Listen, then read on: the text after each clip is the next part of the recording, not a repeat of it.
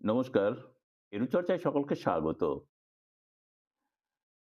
দীর্ঘদিন হয়ে গেছে এসএসকে, এমএসকের রিটায়ারমেন্ট করা শিক্ষকগণ এখনো পর্যন্ত কিন্তু ৫,০০,০০০ টাকা যে রিটায়ারমেন্ট বেনিফিট তা হাতে পাননি।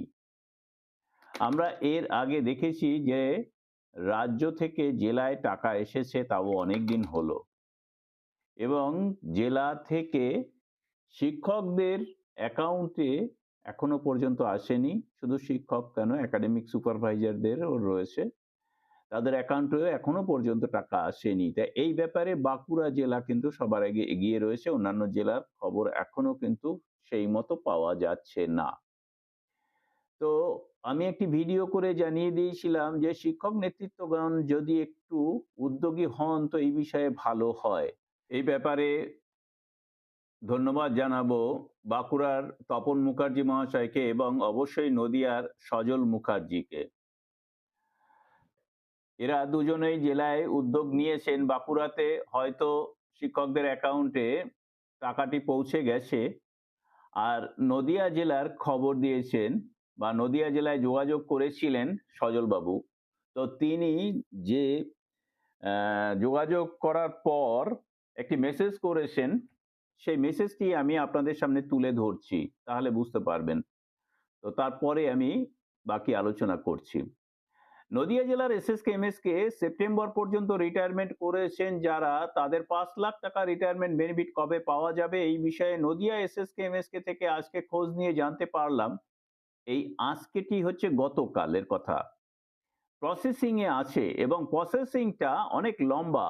আগামী সপ্তাহে পাওয়া যাবে কিনা এই প্রশ্নের উত্তরে ওরা বলেছে বলতে পারবো না। অনেকগুলো দপ্তর ঘুরে ডিএম এর কাছে যাবে, তারপর এটা পাওয়া যাবে।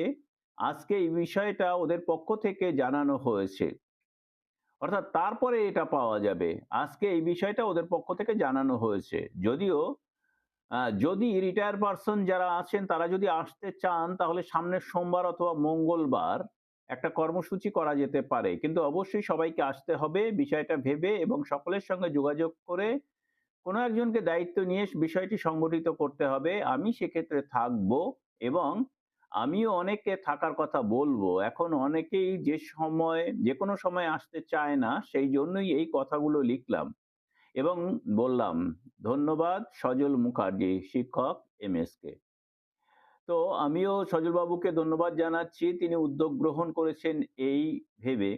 তবে বর্তমান যে সমস্ত শিক্ষক রয়েছেন তারা যদি উদ্যোগী হন তাহলে বেশি লাভবান হবেন।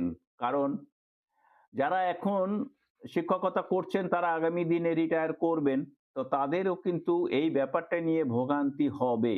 তাই এখন থেকেই বোধহয় উদ্যোগ নিলে সারা পশ্চিমবঙ্গ জুড়ে যে এসএসকে এমএসকে শিক্ষকরা রিটায়ার করলে ৩ মাসের মধ্যে তাদের রিটায়ারমেন্ট বেনিফিট দিতে হবে, আর এই নিয়ে আন্দোলন করলে ভালো হয়। তো যাই হোক, এই ব্যাপারটা নিয়ে আমি আরো বিস্তারিত আলোচনা করব পরের ভিডিওতে। সকলকে ধন্যবাদ জানিয়ে শেষ করছি। ভালো থাকবেন, সুস্থ থাকবেন এবং নববর্ষের শুভেচ্ছা রইল সবার প্রতি।